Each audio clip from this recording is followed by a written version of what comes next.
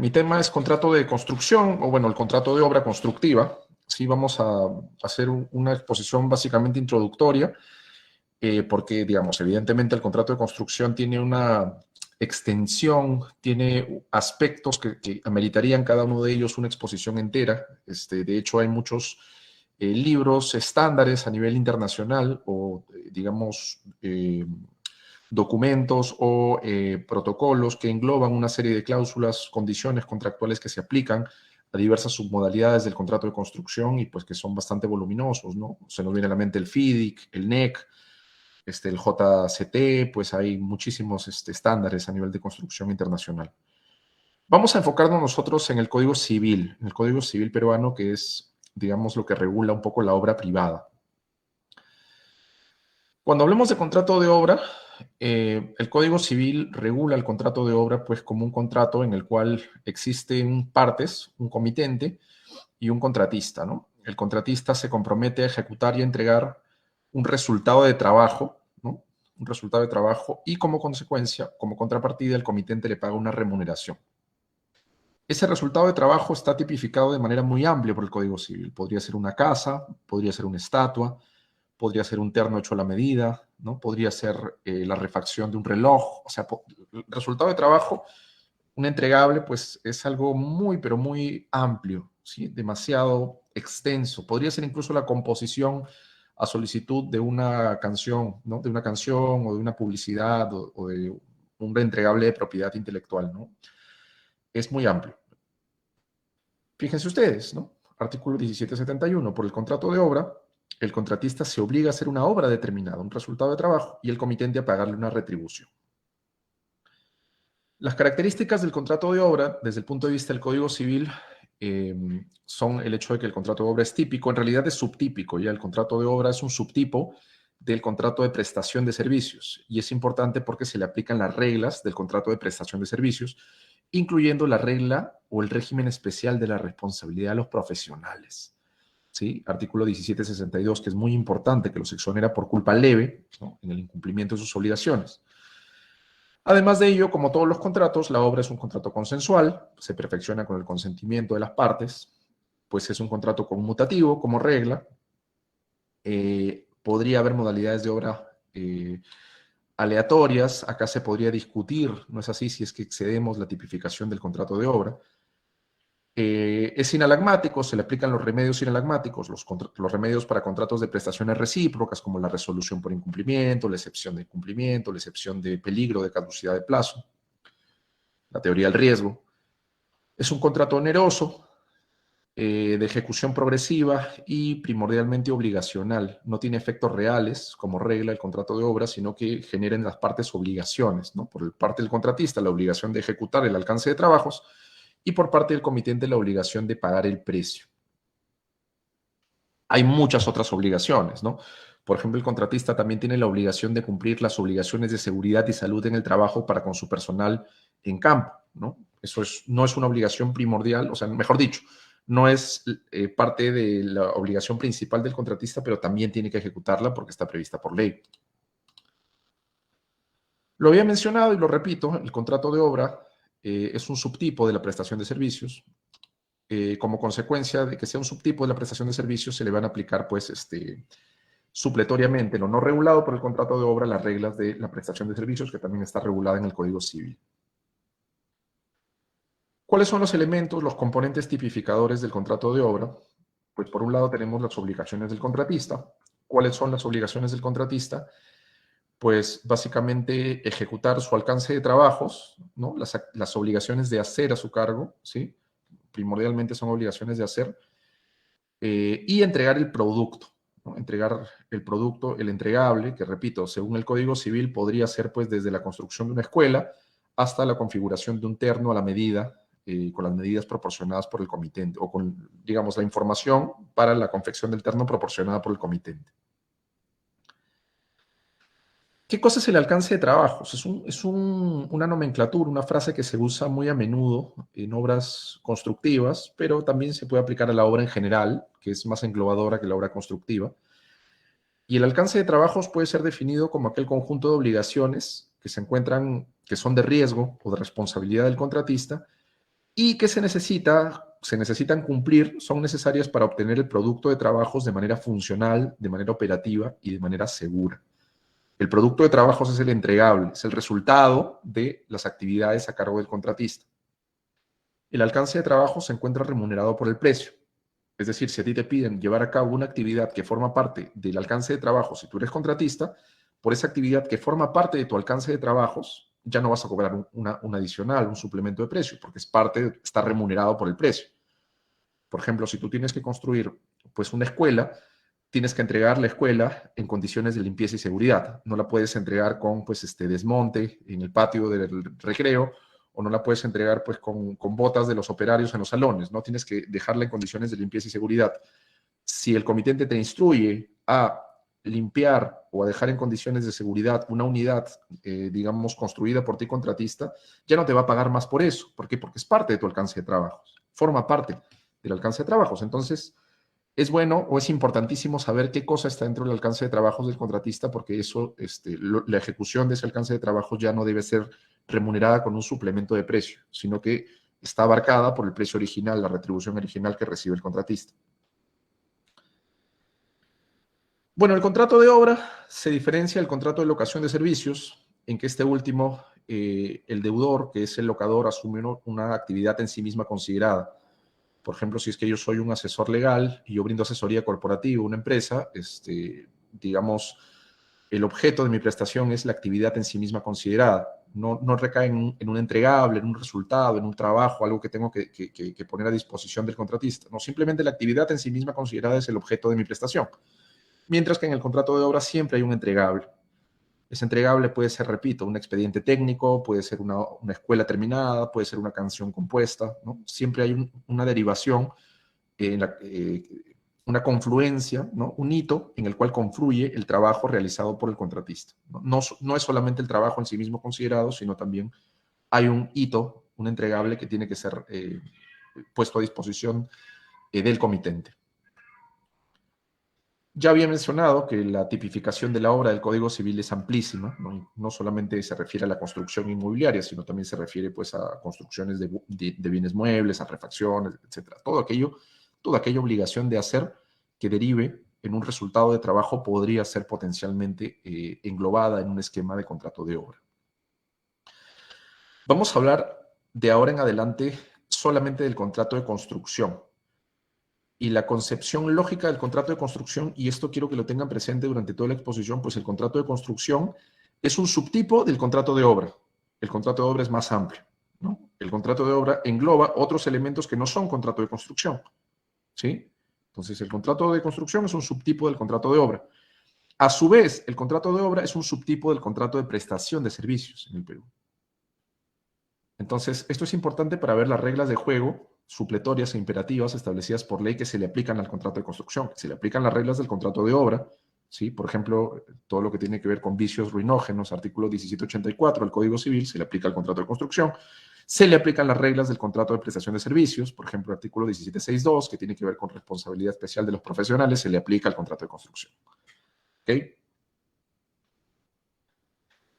El primer componente del contrato de construcción es que para que exista un contrato de construcción, el comitente tiene que tener la iniciativa del proyecto que va a construir el contratista, ¿no? Que va a ejecutar el contratista, que va a implementar el contratista. Entonces, la concepción ideal del proyecto que va a ejecutar el contratista la aporta, si queremos verlo así, el comitente. ¿Ya? Esta concepción ideal no se condice o no es lo mismo que el expediente de ingeniería, ¿ya? La concepción ideal simplemente son los lineamientos esenciales de qué es lo que quiere el contratista, el comitente. ¿Qué quiere el comitente? Por ejemplo, el comitente quiere un estadio de fútbol con capacidad para 35,000 espectadores, sin pista atlética y con césped artificial. Evidentemente estoy sobresimplificando. Esa es la concepción ideal, ¿ya? Basta que esa concepción ideal la aporte el comitente para que estemos, digamos, ante uno de los elementos tipificadores del contrato de obra. Esa concepción ideal podría derivar en un expediente técnico, ¿ya? Donde están pues los planos, están todo el diseño, están las especificaciones técnicas. todo lo que tiene que ver con la construcción de ese estadio desde el punto de vista de la ingeniería, sí, la podría aportar el comitente, pero no es necesario que la aporte el comitente, porque el comitente simplemente podría aportar una ingeniería básica, una ingeniería conceptual, y el contratista podría encargarse de armar, digamos, el expediente completo de ingeniería, tal como pasa en los proyectos llave en mano o turnkey, ¿no? Son proyectos en donde el contratista desarrolla la ingeniería incipiente proporcionada por el comitente. Entonces, no es cierto que siempre el comitente aporta el expediente de ingeniería, no es así. Lo que siempre aporta es la concepción ideal, ¿sí? Una ingeniería incipiente, básica, elemental, que podría ser que el contratista desarrolle. ¿Okay? Siempre hay concepción ideal por el comitente. Repito, este expediente de ingeniería pues lo podría aportar el comitente o lo podría aportar el contratista también en los esquemas llave en mano o design and build, ¿no? Y se compone pues de diversos ítems, ¿no? Planos, especificaciones técnicas, estudios, geológico, marítimo, arqueológico, ¿no? Digamos, de resistividad del suelo, etcétera. Todo lo que tiene que ver con el presupuesto, la memoria descriptiva, cálculos de cantidades, precios unitarios, fórmulas polinómicas, eventualmente la obtención de permisos o los permisos obtenidos. También podría formar parte de este expediente técnico el famoso CIRA, ¿no? Certificados ambientales, ¿no? Eh, podrían formar parte de las obligaciones del contratista, podrían estar incluidos en el expediente técnico. El estudio de impacto ambiental, ¿no? Entonces, el primer componente que tenemos para hablar de un contrato de construcción es el hecho de que la concepción ideal del proyecto siempre la aporta el comitente, sea que ésta se condense en un expediente de ingeniería completo o no, no importa eso, lo que importa es la concepción ideal. El segundo componente para que hablemos de un contrato de construcción es el hecho de que siempre en los contratos de construcción el resultado de trabajos que tiene a su cargo el contratista implica la alteración de la materia física, normalmente inmobiliaria. Implica, pues, un impacto en la realidad inmobiliaria.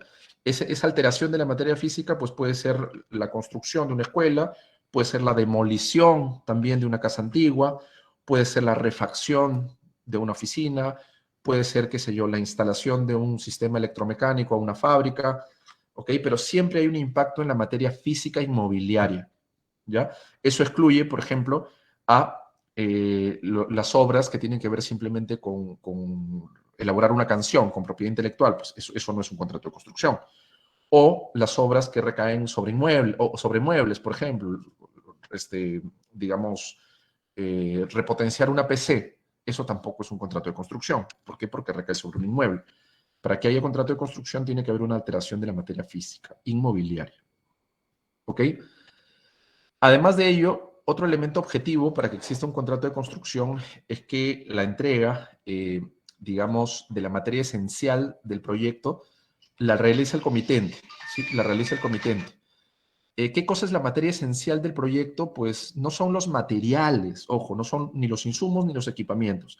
La materia esencial del proyecto es el sitio, es decir, el emplazamiento, el lugar donde van a quedar los trabajos permanentes. Normalmente, bueno, siempre, en realidad, el emplazamiento para que el contratista ejecute sus trabajos lo aporta el comitente, lo entrega el comitente.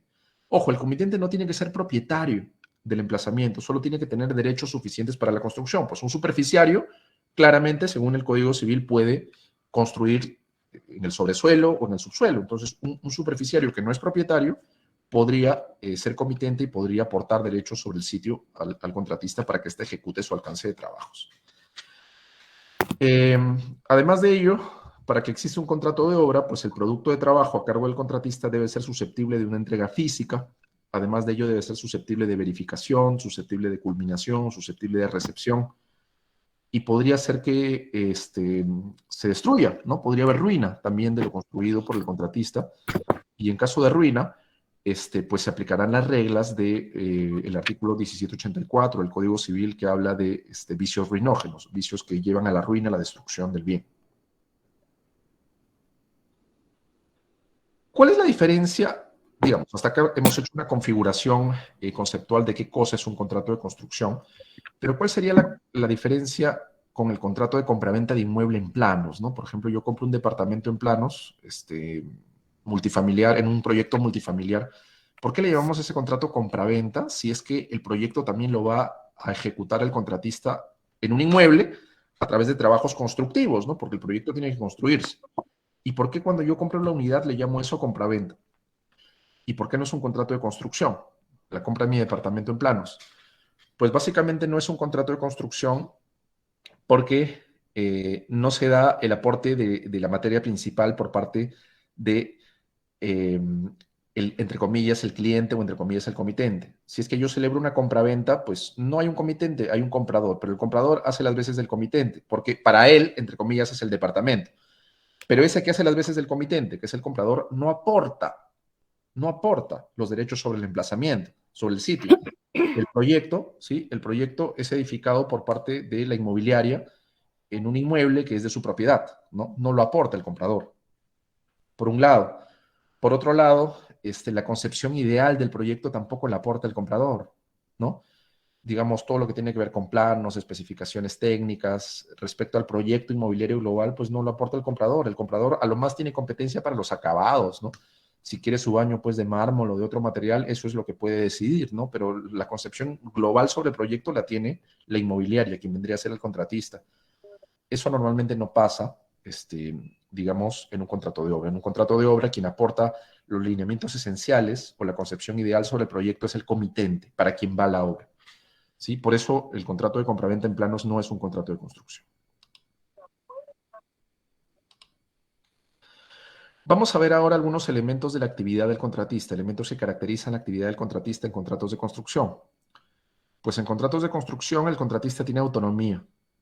¿Qué quiere decir que tiene autonomía? Quiere decir que el contratista no es como si fuera un trabajador del empleador que vendría a ser el comitente. No. El trabajador pues tiene que seguir las directivas, puede ser fiscalizado, puede ser sancionado por su empleador, pero el contratista en primer lugar no es una persona natural necesariamente, normalmente es una empresa. Y en segundo lugar, el contratista gestiona libremente su proceso productivo, tiene un gerenciamiento, tiene una, áreas autónomas, o sea, él ve cómo lleva a cabo el proceso productivo, ¿no? Lo único a lo que está vinculado al comitente es a lo que se ha pactado en los términos y condiciones del contrato. Creo que por ahí hay un micro encendido, no sé si me podrían ayudar. Bueno, Está, doctor. ya, gracias.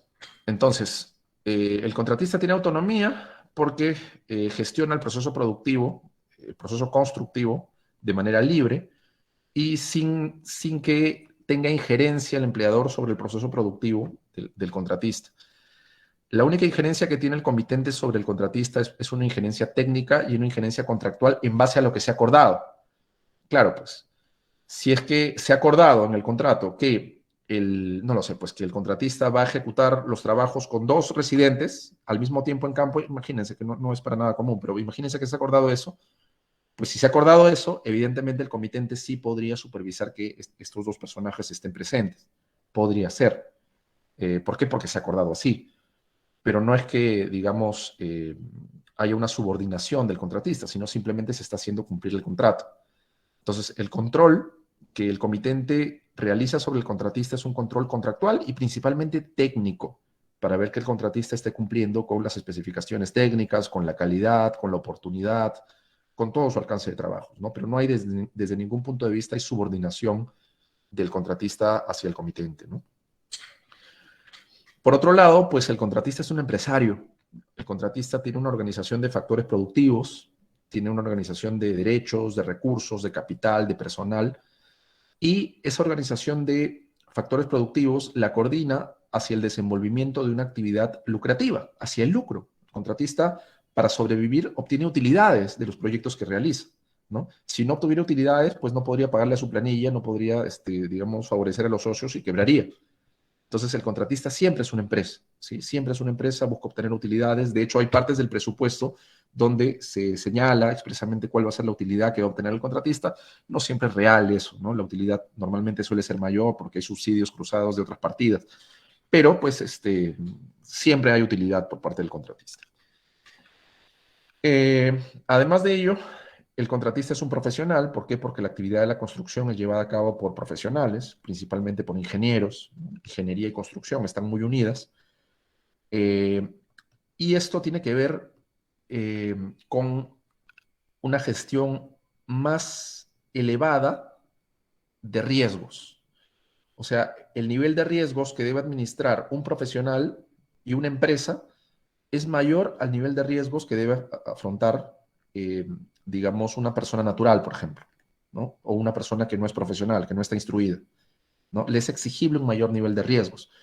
Por ejemplo, para todo lo que tiene que ver con previsión, ¿no? Actualmente, ¿qué puede prever un contratista respecto al impacto que tiene el mercado, en el mercado actual el COVID-19?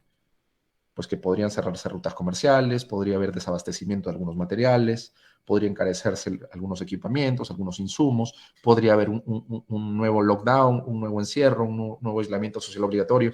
Ese umbral de lo previsible para un profesional y para una empresa que se dedica al rubro es más alto que la previsibilidad que pueda tener una persona natural como yo, por ejemplo, que básicamente lee las noticias, pero que no me dedico a, digamos, a una actividad que está relacionada directamente con los impactos que pueda tener el COVID-19 sobre el mercado.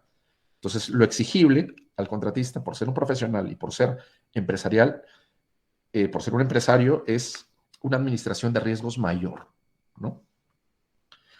Además de ello, pues el contratista normalmente no tiene representación del comitente, actúa por cuenta propia, ¿sí? Contratado por el comitente, pero no lo representa, salvo para algunas cuestiones particulares que se podría acordar, pero no es la regla.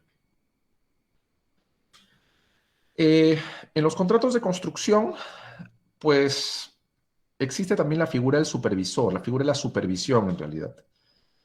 La supervisión está prevista en el Código Civil de alguna forma en el artículo 1777, ¿no? Dice, el comitente tiene derecho a inspeccionar por cuenta propia la ejecución de la obra, ¿ya? Este derecho a inspeccionar se refiere a la supervisión. El comitente tiene derecho a controlar desde el punto de vista técnico, contractual, presupuestario, ¿no? Cómo el contratista va desenvolviendo su alcance de trabajos durante toda la ejecución del proyecto. Normalmente, este control que el comitente realiza sobre el contratista, el comitente lo hace a través de un tercero, o sea, contratando a otro contratista que es el supervisor y para esto celebra otro contrato, el contrato de supervisión, ¿sí? Entonces, el comitente celebra un segundo contrato de supervisión para que el supervisor, digamos, controle lo que está haciendo, la calidad, el cumplimiento de estándares, digamos, para vea de valorizar el avance, para pagarle al contratista. Todo lo que tiene que ver con la ejecución del proyecto, pues lo controla el supervisor, que es un segundo contratista del comitente. Puede ser incluso el que diseñó, salvo para el Código Civil. Si estamos bajo el régimen del Código Civil, pues el supervisor no puede ser quien actuó como diseñador del proyecto, ¿no? Quien hizo el expediente técnico. ¿Por qué? Porque según el Código Civil, pues podría haber conflicto de intereses, porque el supervisor podría tapar su responsabilidad atribuyéndosela al contratista, ¿sí? Podría tapar sus errores de diseño diciendo, no fue un error de diseño, fue un error de ejecución del contratista. Entonces, por eso está prohibido que el diseñador sea el supervisor, bajo el régimen del Código Civil, ya, pero valgan verdades, en el mundo no es así. En el mundo, pues, se piensa que el diseñador, el que hizo el proyecto de ingeniería, es quien se encuentra en mejor posición para, digamos, controlar adecuadamente los aspectos técnicos de la ejecución del diseño que él hizo, ¿no? Por parte del contratista. Entonces, no existe esta prohibición, ¿no? Esta prohibición solo está en el Código Civil. Bueno, la supervisión, como les dije, se realiza normalmente a través de un segundo contratista, el comitente, ya no el ejecutor del proyecto, sino quien controla al ejecutor del proyecto. Esta supervisión es un derecho del comitente, pero a la vez es un deber, es una obligación supervisar. ¿Por qué? Porque si el comitente no supervisa, no colabora con el desarrollo de la obra. Por ejemplo, una de las cosas principales para las que sirve la supervisión es valorizar los avances del contratista, determinar si el contratista ha cumplido con los hitos de pago, por ejemplo, y si lo ha hecho bien.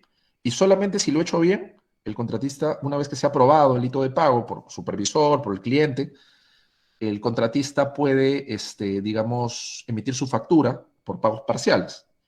Oye, pero si no hay supervisión que determine, que valorice el avance del contratista, pues en el fondo estás obstaculizando el derecho del contratista a valorizar.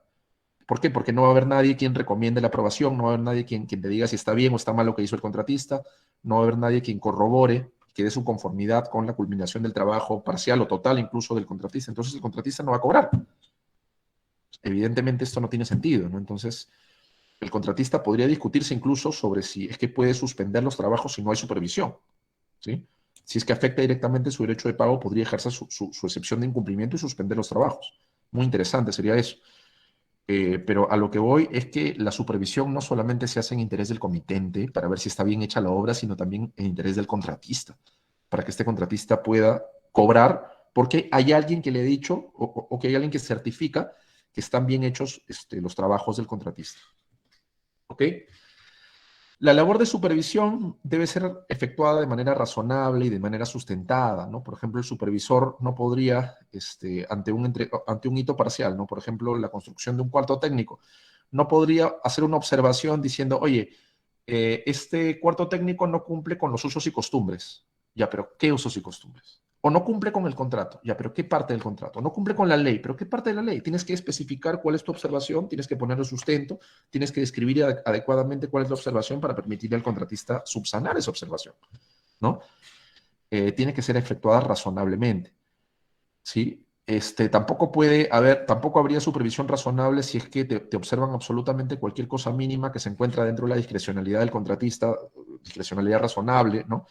Por ejemplo, no me gusta, o sea, imagínate que no hay, digamos, una especificación técnica para el color de una pared y el supervisor dice, no, el color de la pared no es el adecuado, pero pues no había nada escrito para el color de la pared. Entonces, digamos, hay una integración que puede efectuar el contratista razonablemente y si emplea un color que es homogéneo con el resto de la obra, no hay por qué observarlo.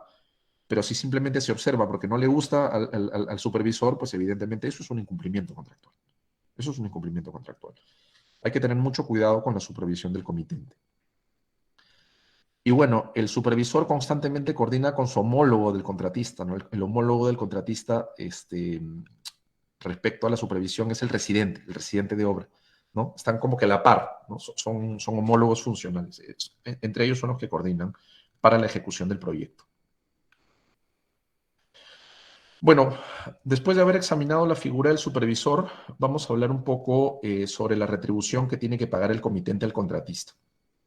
La principal obligación de pagar del comitente a favor del contratista es la de pagar la remuneración. No es la única obligación, pero ciertamente es la principal, ¿no? Porque el contratista ejecuta su alcance de trabajos a cambio de una remuneración, a cambio de una contraprestación. Entonces el comitente tiene que pagarle la contraprestación. Existen problemas cuando hay aspectos de la obra o para toda la obra o cuando hay variaciones sobre todo en las cuales se quiere que haya una remuneración. Sin embargo, las partes no se han puesto de acuerdo sobre la cuantía de la remuneración que el comitente le va a pagar al contratista por ese tramo de la obra, por esa obra total o por esa variación o por ese adicional que, digamos, ameritaba el pago de un suplemento de precio, pero no se acordó cuál era el suplemento de precio. Y acá tenemos un problema grande, ¿ya? Porque el Código Civil nos dice, pues no hay contrato mientras las partes no estén conformes sobre todas sus estipulaciones, aunque la discrepancia sea secundaria. ¿Qué quiere decir? Si hay un tramo de la obra, un adicional o una obra total para la cual se quiere que haya precio, pero no hay una cuantificación del precio, podríamos estar frente a un contrato inexistente desde el punto de vista civilista puro y duro, ¿no? Algún profesor de Derecho Civil no dudaría en decir, oye, este contrato es inexistente, porque no se ha cuantificado el precio, que es uno de los componentes esenciales. Existe una forma de evitar que por falta de definición de la cuantificación del precio para uno de los aspectos de la obra o para un adicional, caigamos en la inexistencia. El sistema tiene una especie de salvavidas que permita integrar esa ausencia de cuantificación consensual del precio a través de fuentes externas. Existe un artículo que nos podría ayudar, pero este artículo está en la parte de locación de servicios, ¿ya? Está en la parte de locación de servicios. Y básicamente dice lo siguiente, ¿no? Si uno se hubiera establecido la retribución del locador y no puede determinarse según las tarifas profesionales o los usos, será fijada en relación a la calidad, entidad y demás circunstancias de los servicios prestados, ¿no? Entonces, acá precisamente el supuesto de hecho de la norma es que las partes no han cuantificado la retribución a cargo, a favor del locador en un escenario de locación de servicios, ¿ya? Entonces, en este caso, no se aplica el 1359 que te lleva a un escenario de inexistencia, sino se aplica, digamos, el poder legal del juez de integrar el contenido del contrato en sus aspectos comerciales, ¿no? Que es la cuantificación del precio a favor del locador, aplicando los criterios que establece el 1767, ¿no? Tarifas profesionales, ¿no? Por los servicios, y si no hay tarifas profesionales, aplica los usos y costumbres, y si no hay usos y costumbres, pues aplica tu leal saber entender, tu criterio, considerando la calidad, la magnitud de la obra y las demás circunstancias de los servicios prestados. Ya, esta norma que permite cuantificar al juez o al mecanismo de solución de controversias, ya sea dispute boards, ya sea, pues, ¿cómo se llama esto? Arbitraje, que es donde normalmente se solucionan las controversias en obra. Este artículo se puede aplicar al contrato de construcción, pues es complejo decirlo, es muy complejo decirlo, requeriría un análisis específico, ¿sí? Pero todo parece indicar que la intención del legislador al regular este artículo es hacerla aplicable de manera transtípica, no solamente para la locación de servicios, sino para todas las modalidades de prestación de servicios remuneradas, ¿no? Y dentro de las modalidades de prestación de servicios remuneradas se encuentra el contrato de obra, ¿no? Requeriría un desarrollo adicional sustentar esta posición, pero es una alternativa para superar un potencial escenario de inexistencia que sería a todas luces excesivo. Una cosa es la intención de que el comitente le pague una remuneración al contratista, que es un elemento de la calificación del contrato de construcción. O sea, para que haya un contrato de construcción, pues tiene que haber una remuneración. Una cosa distinta es la fijación, la cuantificación, la determinación del quantum de la retribución que paga el comitente al contratista, ¿no? Que es la fijación de la remuneración. Y otra cosa es la oportunidad de los pagos, el momento en que el comitente le paga al contratista la retribución. En ningún proyecto de construcción, en ningún contrato de construcción del mundo, el comitente le paga el 100% de la retribución al contratista ni a la celebración del contrato ni al final del contrato. Eso es impensable. Eso es impensable. Nunca pasa. ¿Sí? Normalmente, lo que suele pasar es que la retribución se paga de la siguiente forma. Normalmente el comitente le entrega al contratista un anticipo, ¿sí? Un anticipo que es un adelanto de, digamos, un porcentaje del precio que de todas maneras va a cobrar el contratista si es que ejecuta el proyecto, 10%, 15%, 20% del monto total de la oferta, ¿sí? Normalmente se entrega contra una garantía de buen uso del anticipo que entrega el contratista como condición precedente para la entrega del anticipo. ¿Para qué? Pues para financiar, para que evitar que el contratista se vaya al sistema financiero, obtenga un préstamo para ejecutar, para iniciar la ejecución del proyecto y le cobre más plata al comitente, ¿no? Por eso el comitente le entrega, es como una especie de préstamo sin intereses, ¿no? Le otorga un capital para que el contratista no vaya al sistema financiero, no se vea afectado por las comisiones ni refleje ese sobreprecio en su oferta a la hora de cotizar. Por eso el comitente le entrega un anticipo. Entonces el contratista va ejecutando las actividades iniciales del proyecto, la movilización, la procura inicial, ¿no? La compra de materiales con el dinero del comitente, con el anticipo. ¿Ok? Además de ello, pues el contratista va cobrando a medida que va ejecutando, ¿no? La construcción o su alcance de trabajos. Estos pagos parciales que recibe el contratista a medida que va ejecutando el proyecto son valorizaciones por avance y podrían ser de dos formas, ¿no? Podrían ser valorizaciones por un avance a fecha de corte, ¿no? Podría ser, por ejemplo, todos los días 25 se mide cuál va a ser el avance del contratista o cuál es el avance del contratista a esa fecha y se calcula el porcentaje de precio que le corresponde en función a ese avance. Eso es una forma. O también se podría pagar al contratista por hitos intermedios, ¿no? Por ejemplo, si tenemos un hito, no lo sé, pues de instalación de equipamientos, te pago el valor de la partida correspondiente a los equipamientos, a la instalación de equipamientos, te pago pues el 30% cuando colocas el equipamiento digamos, en el puerto de Europa que va a venir al Perú. 50% o 20% más cuando el equipamiento llega a Lima. El otro 50% te lo pago cuando el equipamiento está en campo. Y si hubiese algún saldo, en mi ejemplo no lo hay, pero si hubiese algún saldo, te lo pago pues cuando ya probaste y veo que el equipamiento funciona respecto a esa partida. Ya, eso es un pago por hitos, ¿no? También se llaman milestones. Depende de cómo se articule, ¿no? Pero las valorizaciones, que los pagos parciales del contratista podrían ser de esas dos formas. Hay más formas, ¿ya? Pero podrían ser de esas dos formas. Por avance o por hitos intermedios. Y bueno, si hubiese un saldo a la culminación de la obra, esto se paga en la liquidación.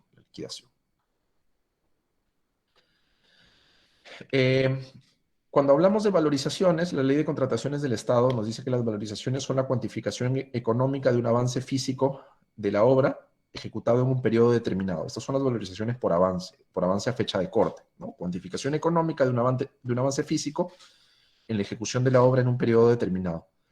Esta cuantificación económica del avance físico la tiene que hacer o la tiene que certificar el supervisor. Para eso sirve el supervisor. Si el contratista dice, hoy avanzado, pues 15% hasta el 25 de diciembre de 2021, ya, ¿quién da fe de eso? ¿Quién certifica eso? Pues para eso está el supervisor. Es cierto, ¿no? Da su opinión favorable, hoy se ha avanzado el 25%, el comitente, si es que apruebe ese avance, si está bien hecho, tiene que pagarle la parte del precio correspondiente a ese avance. ¿Okay? Esto es un flujograma pues estándar de cómo se valoriza y cómo se paga los avances del contratista en un contrato de construcción, ¿no? Primero, evidentemente, el contratista realiza físicamente los trabajos, avanza los trabajos. Luego de ello, la supervisión emite documentos que certifican el avance físico del contratista, ¿sí? Supervisión en campo, evidentemente. Luego de ello, el contratista emite la valorización de su avance, que es una valorización sustentada con documentos. Luego de ello se certifica que, digamos, esa valorización sustentada del contratista se corresponde realmente, y esto lo certifica el comitente, lo certifica un personal específico del comitente, certifica que de verdad esa valorización se corresponde con el porcentaje que alega efectuar el contratista. La primera certificación del supervisor es simplemente que se hayan hecho los trabajos en campo, ¿sí? Luego se determina qué porcentaje del 100% de la obra constituyen esos trabajos en campo. Y eso también lo corrobora el comitente o podría ser la supervisión también, ¿sí? Luego de ello, pues el supervisor aprueba en campo la correspondencia entre esos trabajos certificados, esos trabajos que estuvieron hechos en campo y el porcentaje de avance que fue alegado por el contratista y que lo aprobó el analista de metrados del comitente. El supervisor da su ok, oye, la instalación de este equipamiento sí constituye el 7% del avance del contratista. Luego de ello, pues el comitente, ya el comitente, no el supervisor, sino el comitente tiene que aprobar todo el procedimiento anterior. Ok, el comitente da su ok, una vez que el supervisor le da su opinión favorable. Y finalmente el contratista emite la factura por su avance de trabajos. Luego del tiempo que pasa para el pago de las facturas, porque hay un plazo de vencimiento de la factura, que puede ser 30 días, 60 días, 15 días. Luego de ello ya se hace exigible el pago de la factura. Si el comitente no paga la factura, pues habrá intereses moratorios que se podrían pactar en el contrato. Pero lo usual es que el comitente, una vez vencido el plazo para el pago de facturas, simplemente la pague.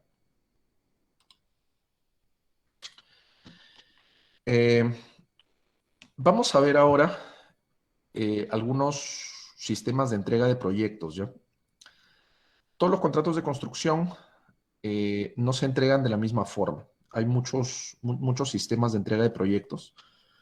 Los más conocidos son el tradicional, el Design and Build o diseño y construcción, y el llave en mano o turnkey. Hay otros, no son los únicos. Hay producto en mano, hay boot, ¿no? Que ya esto exorbita un poco del ámbito de la construcción, porque acá hablamos, básicamente en el boot, por ejemplo, hablamos de contratos de concesión, que son más que contratos constructivos. Son contratos, de una tipología más abarcativa, ¿ya? Que tienen un plazo que es mucho más largo, tienen una filosofía distinta. Con la explotación del proyecto constructivo, entre comillas, el inversionista recupera su inversión, ¿sí? A través de los peajes, a través de brindarle servicios a los privados, ¿no? Esto ya pasa en estructura boot, es otra cosa, ¿no? Es más que un contrato de construcción. Pues en el contrato de construcción tradicional, básicamente el comitente, el cliente, tiene a dos contratistas, ¿no? Tiene por un lado un diseñador, ¿no? Que prepara el expediente de ingeniería, y por otro lado tiene un contratista principal, que es el que ejecuta el expediente de ingeniería preparado por el diseñador. Este contratista principal a su vez tiene subcontratistas, tiene proveedores, ¿no? Podría haber una cadena contractual que se prolonga en varios eslabones, ya que entramos a los famosísimos contratos back-to-back, pero evidentemente eso es otro tema. Estamos en este nivel, en el nivel más alto, ¿no? El cliente tiene a un contratista que le prepara el diseño al cliente, y el cliente toma ese diseño y se lo da al contratista y le dice, ejecútame físicamente el diseño que te elaboró el diseñador, ¿no? El comitente tiene la concepción ideal, pero encarga al proyectista, que es otro contratista, la elaboración del diseño. Entonces, el comitente tiene dos profesionales trabajando para él. El proyectista, que le elabora el expediente de ingeniería, y por otro lado, el contratista, que es el que le ejecuta el expediente de ingeniería elaborado por el proyectista. Básicamente, el proyectista hace labor intelectual y el contratista hace labor física. ¿Ok? Este sistema tradicional se denomina también Design, Bid and Build, ¿no? Porque primero se elabora el diseño, luego se lleva a cabo la licitación para la fase constructiva, y finalmente, una vez que hay un postor preferente, un postor adjudicatario de la buena pro con ese diseño, ese postor adjudicatario tiene que ejecutar el proyecto físicamente que elaboró el proyectista. Pues en proyectos tradicionales de construcción, el comitente le entrega el proyecto acabado al contratista. El comitente tiene que tener de alguna forma competencia o control sobre la ingeniería a través del diseñador. ¿Por qué? Porque el contratista básicamente tiene una expertise física, un expertise constructivo. Entonces, si quiere hacer modificaciones al proyecto de ingeniería, tiene que llamar al especialista, pues. El especialista es el otro contratista, o sea, tiene que hacer intervenir al otro contratista. Si no, van a haber problemas. Podría haber ingeniería defectuosa. El alcance del contratista básicamente es físico, es construcción. Es un ejecutor, es alguien que desenvuelve el diseño que le han entregado para que ejecute. No es un diseñador, es simplemente un ejecutor del diseño de otro. ¿Ok? Acá podrían haber intereses opuestos. ¿Por qué? Porque si hay algún problema, el proyectista le podría echar la culpa al contratista, porque podría decir, este es un defecto constructivo, y el contratista podría decir, esto es un defecto del diseño, ¿no? ¿Qué pasa si es que hay pues un desagüe que pasa por la mitad de un directorio de oficinas? El proyectista le va a decir al contratista, oye, ¿por qué ejecutas esto? ¿Has leído mal los planos? Y el contratista le va a decir al proyectista, no, he leído bien tus planos, pero tú lo diseñaste mal y yo lo ejecuté como tú lo diseñaste. Entonces va a haber problemas ahí. Entonces es importante que haya una buena comunicación, ¿no? Es importante en primer lugar que el comitente involucre al proyectista en la ejecución del proyecto para absolver consultas, para efectuar variaciones, para efectuar aclaraciones de la ingeniería, porque él es el que hizo la ingeniería. Entonces él tiene que dar las aclaraciones, las interpretaciones. Ok, tiene que haber puntos de contacto, ¿no? Puntos de contacto para intercambiar información de cara a la ejecución del proyecto. Esos puntos de contacto se llaman interfaces. Tiene que haber un registro de interfaces entre proyectista y ejecutor. En los contratos Design and Build, pues fíjense lo que pasa. Acá tenemos que el cliente lo que le pide al consultor, lo que le pide al diseñador, es preparar un diseño, pero muy básico, ¿ya? Un diseño muy elemental, una ingeniería básica, ¿no? Una ingeniería básica. Esta ingeniería básica, el owner, el comitente, se la pone a disposición de un contratista, pero ese contratista no tiene solamente la misión de ejecutar la ingeniería básica que ponen en cabeza de él, ¿no? El contratista tiene la obligación de hacer suya la ingeniería básica y de desarrollarla, ¿sí? Él tiene la obligación de preparar un documento, un expediente completo de ingeniería en estos modelos Design and Build, ¿no? Entonces, este contratista, pues no solamente tiene la expertise del ejecutor, un expertise físico, sino también tiene la expertise del diseñador. ¿Okay? Tiene que hacer suya la ingeniería y asume un mayor nivel de riesgo, asume incluso riesgo de diseño, porque no es solamente un ejecutor, sino también tiene que desarrollar la ingeniería y tiene que hacer suya la ingeniería y tiene que validar con información complementaria a la ingeniería proporcionada por digamos, el consultor que hace una ingeniería simplemente conceptual. Tiene que corregirla, ¿ok? Si es que está equivocada, tiene que corregirla. Entonces, básicamente, este contratista asume el riesgo de diseño, salvo por supuestos excepcionales, ¿no? Por ejemplo, negligencia inexcusable de este consultor, dolo de este consultor, ¿no? Ese riesgo no lo asume, pues, evidentemente, el contratista de Design and Build, ¿no? Sino que se queda en el consultor, ¿ok? Entonces, en estos proyectos, Design and Build, el contratista tiene el expertise, repito, intelectual del diseñador y también tiene el expertise de ejecución, puramente constructor. El alcance del contratista es diseño y construcción. El comitente entrega información básica, lineamientos, niveles de rendimiento, ingeniería básica al contratista. Este contratista hace suya la ingeniería, complementa la información, levanta más información, desarrolla la ingeniería y asume el riesgo de diseño, salvo excepciones puntuales. ¿Ok? ¿Cuáles son las razones por las cuales uno podría acudir a este mecanismo de Design and Build? Pues básicamente razones de expertise. Además de ello, hay un único punto de contacto para la coordinación de tareas. Ya no hay interfaces entre el diseñador y el constructor. ¿Por qué? Porque el constructor, Design and Build, es también diseñador. Él asume el riesgo de diseño. ¿Ok? De esta manera también se abaratan de alguna forma los costos. Acá, en los proyectos de Design and Build, pues normalmente hay un escaso involucramiento del comitente en la configuración de la ingeniería de detalle. Normalmente la aprobación que efectúe el comitente respecto a esos entregables de ingeniería es una aprobación sin riesgo. Es una aprobación que simplemente no es condicionante, simplemente una aprobación para verificar a muy alto nivel que la ingeniería sea correcta respecto a los lineamientos que desea el cliente. ¿Sí? O sea, la aprobación no es discrecional por parte del cliente, ¿sí? A los entregables de ingeniería. Es una aprobación que solamente puede negarse si es que hay pues un defecto, pero si hay algo, por ejemplo, si es que hay un proyecto de ingeniería que acabado, presentado por el contratista Design and Build, que no cumple con los niveles de rendimiento pues de una fábrica.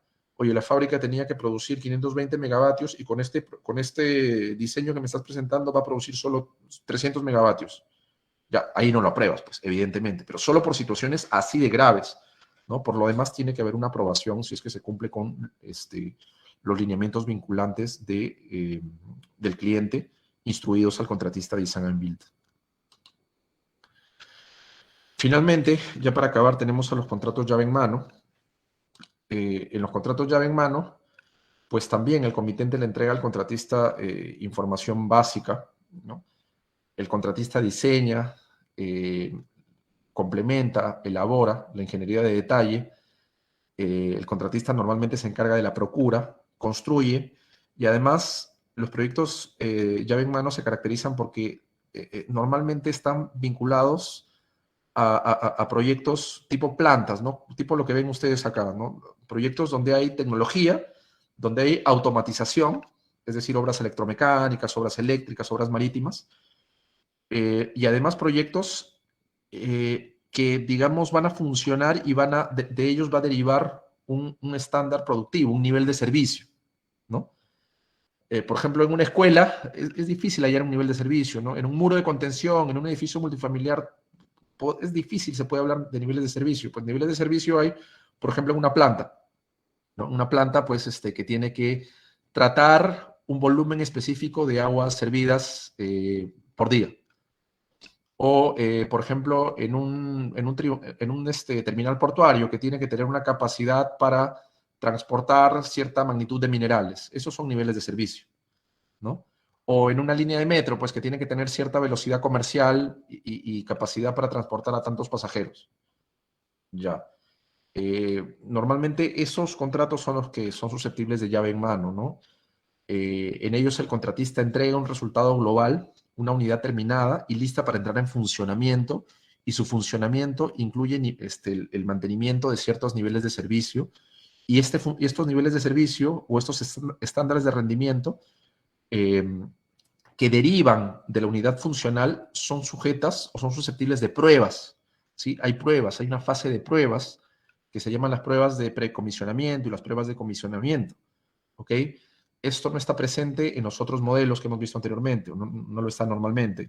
En un contrato llave en mano sí, el contratista se encarga también de la fase de pruebas de funcionamiento, pruebas de precomisionamiento y comisionamiento de la unidad productiva, de la planta, etc.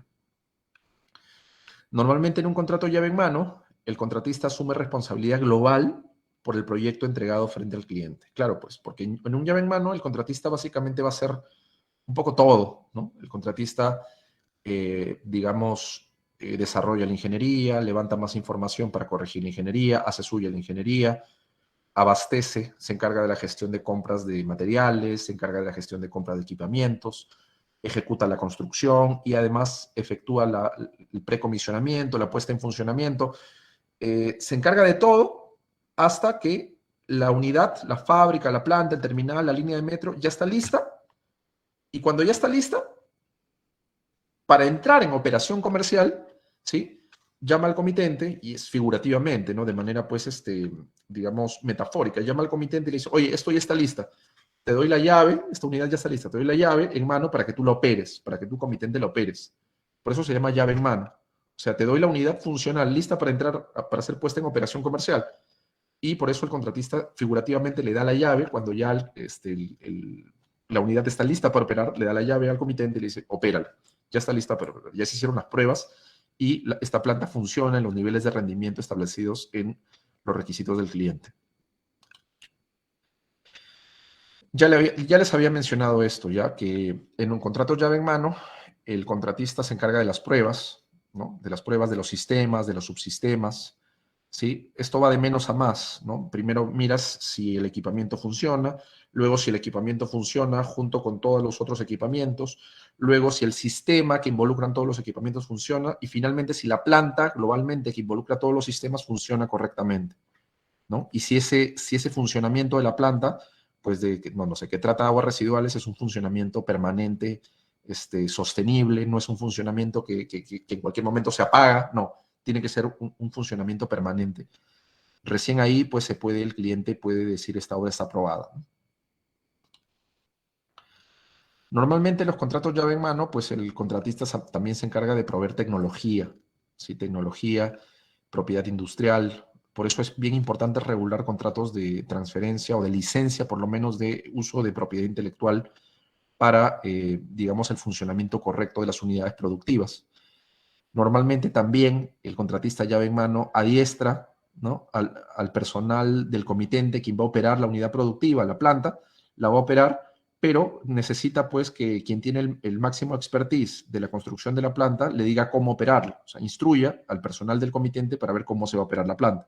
Normalmente se establecen obligaciones de adiestramiento de personal y además de asistencia técnica en la etapa operativa, ¿no? Si algo falla con la planta, si la planta está, digamos, se apaga o tiene dificultades con el rendimiento, se podría llamar al contratista, aunque ya terminó su trabajo, para que colabore en la reparación de la planta, para que asesore técnicamente la reparación de la planta, etc.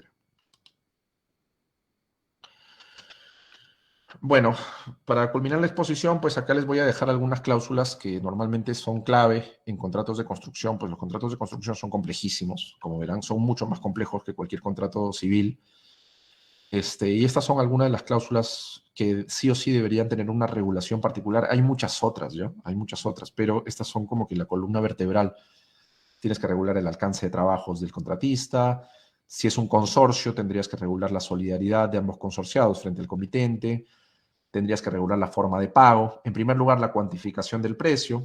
En segundo lugar, la forma de pago, ¿no? Si se paga valorizaciones por avance o por hitos, y si son por hitos, tienes que definir los hitos de pago y tienes que asignarle un porcentaje del valor total del contrato a cada hito, ¿no? Tienes que tener un cronograma, evidentemente esto no lo hacen los abogados, ¿no? Un cronograma es una secuenciación de actividades, digamos, de todas las actividades constructivas que te llevan hasta el hito final, que es la construcción, digamos, de la planta o de la unidad productiva. Y dentro de ese cronograma se encuentra la ruta crítica, ¿no? La ruta crítica es la secuenciación más larga de actividades que te marcan el tiempo de culminación del proyecto. Y la ruta crítica es una concatenación de actividades en la cual si una actividad se atrasa es como un vagón, como vagones que están pegaditos. Cada actividad está representada por una barra. Y si las actividades que están entrelazadas en la ruta crítica, una de ellas se atrasa, es como si un vagón se atrasase y va a empujar a las otras. Te va a afectar la fecha fin, ¿no? Entonces la ruta crítica tiene que estar bien definida. Hay que establecer el sistema de entrega, si es un proyecto tradicional, si es un llave en mano, si es un design and build, el sistema de fijación de precios, si es un contrato a precios unitarios, si es un contrato a suma alzada, es un contrato de costos reembolsables, si es un contrato con precio meta. Hay que regular una cláusula de variaciones, porque en todos los contratos de construcción hay variaciones. No existe ninguna obra, seguramente no la ha existido en la historia pues, de la construcción, que es un proyecto que se haya ejecutado tal como estaba planificado, al 100% se haya construido. No, siempre hay variaciones. Estoy seguro que si nos remontamos a las obras pues de las pirámides del Antiguo Egipto, también, si hay, digamos, de ingeniería, ha variado respecto al resultante final. En fin, tenemos muchas otras cláusulas más que son importantes, ¿no?